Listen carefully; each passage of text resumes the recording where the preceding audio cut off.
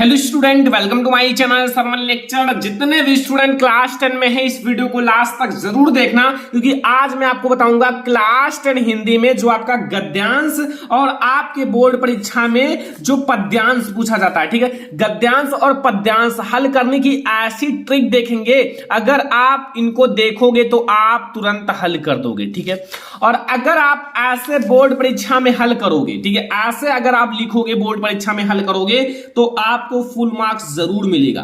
तो आज की इस वीडियो को लास्ट तक जरूर देखना, क्योंकि अगर आपको गद्यांश और पद्यांश हल करने में दिक्कत होता है तो इस वीडियो को देखने के बाद आपका पूरा कंफ्यूजन क्लियर हो जाएगा। ठीक है, तो वीडियो को लाइक कर देना, शेयर कर देना अपने फ्रेंड्स के साथ, चैनल पर नहीं हो तो सब्सक्राइब भी कर लेना।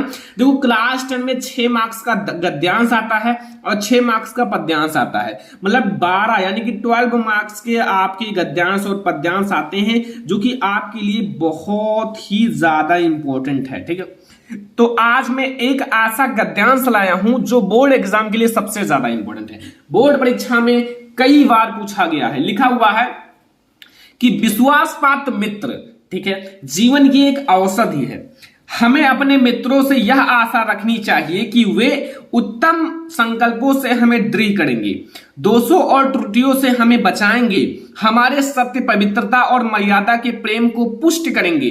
जब हम कुमार्ग पर पैर रखेंगे तब वे हमें सचेत करेंगे, और जब हम हतोत्साहित होंगे तब वे हमें उत्साहित करेंगे। ठीक है, अब यहां थोड़ा सा सारांश समझ लो। सारांश यह है कि वे हमें उत्तम पूर्वक जीवन निर्वाह करने में इस तरह सहायता देंगे कि सच्चे मित्रता में उत्तम से उत्तम वैद्य की सी निपुणता और परख होती है, अच्छी से अच्छी माता का सधैर्य और कोमलता होती है। ऐसा ही मित्र बनाना चाहिए। अब इसको पहचानने में कोई दिक्कत नहीं होगा कि किस चैप्टर से लिया गया है। कम से कम 10 से 15 बार मित्रता का प्रयोग किया गया है, तो यहां मित्रता है तो आपका मित्रता पाठ से लिया गया है। देखो, ट्रिक ये है कि अगर मित्रता पाठ से आएगा तो मित्रता ये बहुत ही बार लिखा रहेगा। ठीक है, तो आप समझ जाना कि ये हमारा किस चैप्टर से लिया गया है, मित्रता चैप्टर से लिया गया है। अगर ममता चैप्टर से आएगा तो ममता भी लिखा रहता है कई बार, ममता। ठीक है, तो ममता चैप्टर से लिया गया है। ठीक है, तो ये याद रखना। ऐसे आपके कुछ ट्रिक आप ढूंढ सकते हो, अपनी बुक में टिक लगा सकते हो कि ये चीज है जो हमें बताएगा कि इस चैप्टर से लिया गया है। तो ये आपको समझ में आ गया, मित्रता चैप्टर से लिया गया है। अगर आपको ये समझ में आ गया कि मित्रता चैप्टर से लिया गया है तो आपको ये भी पता चल गया कि इसके लेखक कौन होंगे। देखो, अब आप लोगों से 3 क्वेश्चन पूछेगा। एक क्वेश्चन 2 मार्क्स का रहेगा, तो 3 क्वेश्चन कितने मार्क्स के रहेंगे? 6 मार्क्स के। पहला, प्रस्तुत गद्यांश का संदर्भ लिखिए। जो आपका ये प्रस्तुत गद्यांश है इसका संदर्भ लिखना है। ऊपर 2 गद्यांश दिया हुआ है। एंड रेखांकित अंशों की व्याख्या कीजिए। अब रेखांकित अंश कौन से हैं ये तो सभी जानते हो। यहां से लेकर विश्वास पात्र मित्र जीवन की एक औषधि से लेकर यहां उत्साहित करेंगे, यहां तक हमारा रेखांकित अंश है। ठीक है, इसकी आपको व्याख्या करनी है। ठीक है, समझ में आया। एंड फिर आपसे एक क्वेश्चन पूछ रहा है कि व्यक्ति को अपने मित्रों से कैसी उम्मीद रखनी चाहिए। जो व्यक्ति होते हैं उसको अपने मित्र जो होते हैं उनसे कैसी उम्मीद रखनी चाहिए। तो यहां 6 मार्क्स के आपके क्वेश्चंस आएंगे। तो सबसे पहले हम लोग गद्यांश का संदर्भ देखेंगे। ठीक है, तो सबसे पहले आप बोर्ड परीक्षा में संदर्भ हेडिंग डाल देना।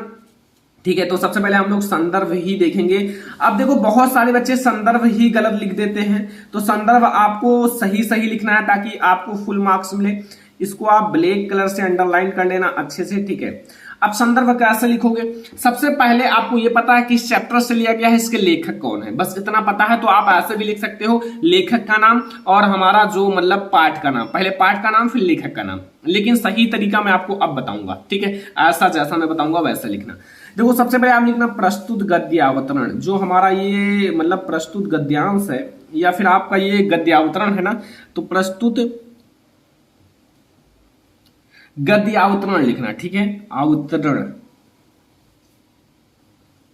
प्रस्तुत गद्यावतरण। अब यहां मैं आपको थोड़ा सा इसके जो लेखक हैं वो कौन है, आचार्य रामचंद्र शुक्ल जी। देखो, आप लोग जब लिखना तो फुल नाम लिखना, ऐसा नहीं कि रामचंद्र शुक्ल केवल लिख दो, पूरा नाम लिखना। आचार्य रामचंद्र शुक्ल पूरा नाम लिखना। ये देखो, छोटी छोटी चीजें याद रखना और इसको ब्लैक से लिखना क्योंकि ये हाईलाइट रहे। ठीक है, आचार्य रामचंद्र शुक्ल द्वारा रचित, क्योंकि ये हमारा गद्य है।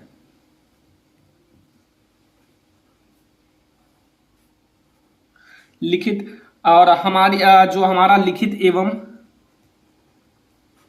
हमारी पाठ्य पुस्तक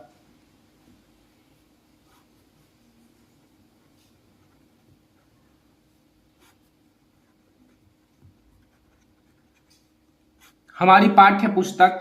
अब हिंदी है ना, तो यहाँ हिंदी आप ऐसे ऊपर आप कॉमा लगाना और इसको आप फिर बंद कर देना, ठीक है, हिंदी, क्योंकि ये आपका मेन शाखा है। हिंदी के गद्य खंड, गद्य खंड भी आप ऐसे लिखना,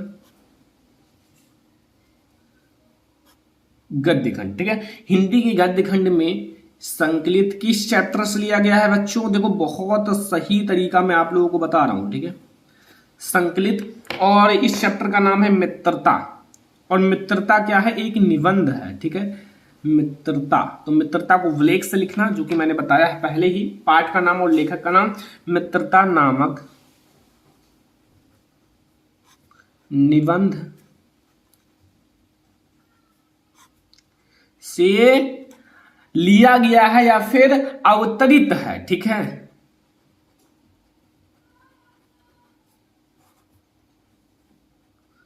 बस, तो अब बताओ इसमें क्या दिक्कत है? अगर दूसरा चैप्टर हो, मान लो ममता है, तो लिखना प्रस्तुत गद्यावतरण जयशंकर प्रसाद द्वारा लिखित हमारी पाठ्य पुस्तक हिंदी के गद्य खंड में संकलित ममता नामक पाठ से लिया गया। नामक पाठ लिख देना, से लिया गया, ठीक है। देखो नामक पाठ लिखोगे तो ये कोई जरूरी नहीं, यहां आप नामक पाठ भी लिख सकते हो। तो देखो ध्यान से, प्रस्तुत गद्यावतरण आचार्य रामचंद्र शुक्ल द्वारा लिखित एवं हमारी पाठ्य पुस्तक हिंदी के गद्य खंड में संकलित मित्रता नामक पाठ से लिया गया है। बस इतना सा आप लोगों को लिखना है संदर्भ में। अब दूसरा क्वेश्चन आपसे पूछ रहा है रेखांकित अंश की व्याख्या। व्याख्या करने के लिए सबसे पहले इसको ध्यान से पढ़ना होगा, इनके बारे में थोड़ा सा जानना होगा कि विश्वास पात्र मित्र, जिस मित्र पर हम विश्वास कर सकते हैं, पात्र मित्र जीवन की एक औषधि है, ठीक है। हमें अपने मित्रों से यह आशा रखनी चाहिए कि वे उत्तम संकल्पों से हमें दृढ़ करेंगे, दोषों और त्रुटियों से हमें बचाएंगे, हमारे सत्य, पवित्रता और मर्यादा के प्रेम को पुष्ट करेंगे। जब हम कुमार्ग का मतलब होता है गलत राह पर पैर रखेंगे, तब वे हमें सचेत करेंगे, और जब हम हतोत्साहित होंगे तो वो हमें उत्साहित करेंगे। तो इसका बहुत अच्छा से मैंने व्याख्या किया है, व्याख्या समझ लेना। रेखांकित अंश की व्याख्या हेडिंग डालना बोर्ड एग्जाम में, ठीक है। फिर आप लिखना कि आचार्य रामचंद्र शुक्ल जी कहते हैं, इस मतलब गद्य में या गद्यांश में कहते हैं या कहना है कि जिस प्रकार अच्छी औषधि, मतलब जो अच्छी औषध होती है, जो आपके मतलब तबीयत खराब हो तो ठीक कर देता है, हमारे शरीर को अनेक प्रकार के रोगों से बचाकर स्वस्थ बना देती है, मतलब हमें स्वस्थ मतलब अच्छा बना देती है। उसी प्रकार विश्वसनीय, जिस पर हम विश्वास कर सकते हैं, मित्र अनेक बुराइयों से बचाकर हमारे जीवन को उन्नत तथा सुंदर बनाता है। उसी प्रकार से जो विश्वास पात्र मित्र है, जिस पर विश्वास हो, वो हमारे अंदर जो बुराइयां हैं, ठीक, उससे बचाकर हमारे जीवन को सुंदर एवं उन्नत बनाता है, ठीक है। हमारा मित्र ऐसा होना चाहिए जिस पर हमें विश्वास हो, ऐसा मित्र हो जिस पर हमें विश्वास हो। ऐसा नहीं कि आपके सामने आपकी बड़ाई कर रहा है, पीछे आपकी पीठ पीछे आपकी बुराई कर रहा है। ऐसे मित्र ज्यादा होते हैं आजकल, ठीक है, ठीक है। विश्वास मतलब विश्वास हो कि हमें सदा उत्तम कार्यों में लगाए, मतलब बहुत सारे मित्र ऐसे होते हैं जो बुरे रास्ते पर आपको ले जाएंगे, ठीक है, लेकिन हमें ऐसा मित्र रखना चाहिए जो हमें सच्चे मार्ग पर, जिस पर हमें विश्वास हो, उनको हमारे मन में अच्छे विचारों को उत्पन्न करेंगे, बुराइयों और गलतियों से हमें बचाता रहेगा, और हमें सत्य और पवित्रता या मर्यादा, सत्य का मतलब सत्य बोलना, और मर्यादा के प्रति प्रेम को विकसित करेगा, ठीक है।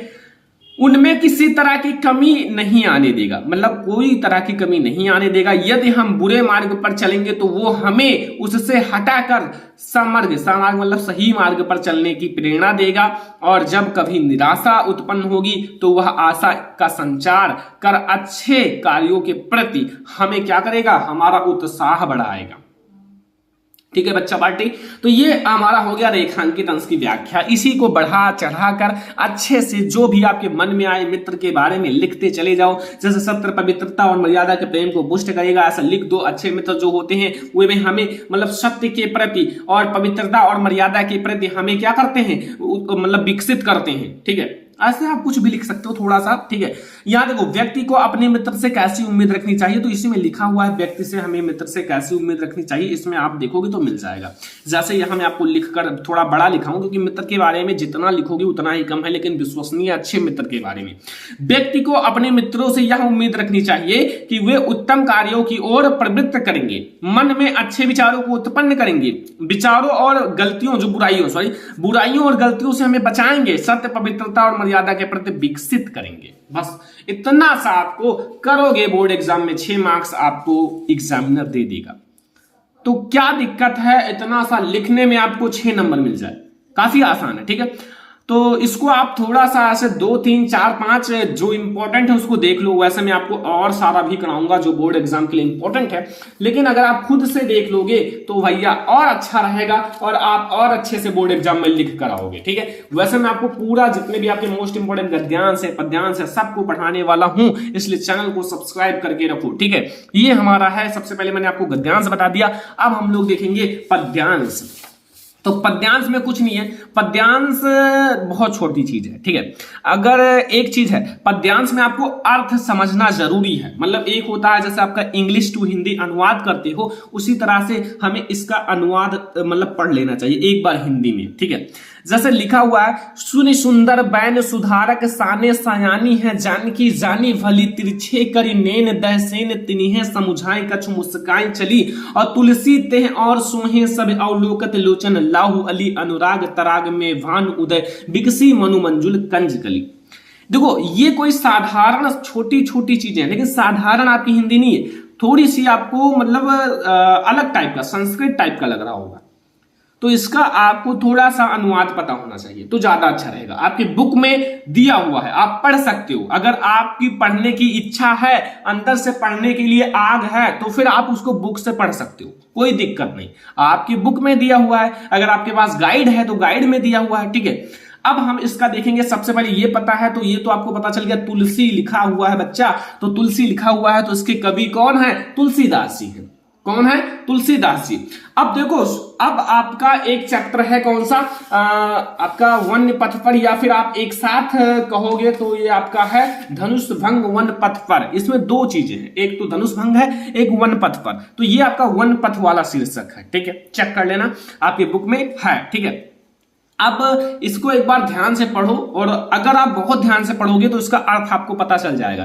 देखो, सुनि सुंदर बैन सुधारक साने सयानी है जानकी जानकी जानी भली। मतलब जब सीता जी और राम जी यानी कि राम भगवान और लक्ष्मण जी जब वनवास के लिए निकलते हैं, तो ग्राम वधु यानी कि ग्राम की जो वधु होती हैं, अभी मैं आपको अर्थ पूरा समझा दूंगा। सबसे पहले आपको ये पता है कि हमारा तुलसीदास जी के इसके कवि हैं, और हमारा चैप्टर कौन सा है, वो है वन पथ पर। तो सबसे पहले हम लोग सीखेंगे संदर्भ लिखना, ठीक है, क्योंकि आपकी बोर्ड एग्जाम में 2 मार्क्स का संदर्भ रहेगा, 2 ही मार्क्स का प्रसंग रहेगा, और 2 मार्क्स का व्याख्या। व्याख्या आपका ज्यादा हो सकता है, प्रसंग का नंबर आपको कम मिलता है, ठीक है। तो संदर्भ में कुछ नहीं है, आप देख लो। जैसे उसी तरह से प्रस्तुत जहां पद्यांश था वहां गद्यांश कर दो, प्रस्तुत जहां गद्यांश था वहां पद्यांश कर दो, क्योंकि यह हमारा पद्यांश है, प्रस्तुत पद्यांश, ठीक है। अब ये हमारी पाठ्य पुस्तक, हमारी पाठ्य पुस्तक। अब हमारी पाठ्य पुस्तक के बाद ये आपका क्या है पता है? ये आपका एक तो गद्य खंड कह सकते हो, दूसरा नाम आप कह सकते हो इसका काव्य खंड। क्या कह सकते हो? तो हमारी पाठ्य पुस्तक के काव्य खंड, याद रखना, काव्य खंड, ठीक है। काव्य खंड ज्यादा कहा जाता है, जैसे बताया नहीं जाता कि काव्य का टेस्ट होगा, तो काव्य खंड बच्चे समझ नहीं पाते, यही आपका काव्य खंड है, ठीक है। काव्य खंड के अब इस चैप्टर का नाम क्या है? वन पथ पर, ठीक है, वन पथ पर। तो ये वन पथ पर आपका छोटा सा मतलब एक शीर्षक है, लेकिन बहुत ज्यादा इंपॉर्टेंट है, ठीक है, वन पथ पर। और ये मैंने क्या बताया, एक पाठ नहीं है, एक शीर्षक है, इसमें 2 चीजें मिलकर बनी है, ठीक है। तो शीर्षक लिख देना, वन पथ पर शीर्षक, ठीक है। तो शीर्षक से उद्गृत है या लिया गया है, शीर्षक से लिया गया है, शीर्षक से लिया गया है। अब इसके जो मतलब कवि हैं वो कौन है? यह कवि। अब कवि कौन है? कवि है गोस्वामी तुलसीदास जी। कौन है? गोस्वामी तुलसीदास। तो गोस्वामी तुलसीदास, सॉरी आप लोगों को इसको ब्लैक से लिखना है क्योंकि ये हमारे इस चैप्टर के कवि हैं, ठीक है। तो इसको थोड़ा सा आप लोग ध्यान रखना, गोस्वामी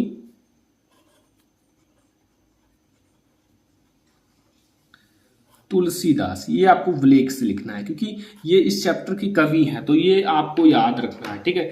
द्वारा रचित। अब एक बात याद रखना, जैसे ये आपका जो है ना कवितावली, जो मतलब गोस्वामी तुलसीदास जी की आप एक महत्वपूर्ण रचना है कवितावली, ठीक है। तो कवितावली याद रखना, कवितावली। और यहां मतलब एक बात याद रखना, किसका मतलब वली है, ठीक है। कवितावली है, वली के अयोध्या का नाम सुना होगा, जहां राम भगवान का जन्म हुआ था, अयोध्या, ठीक है। क्या है?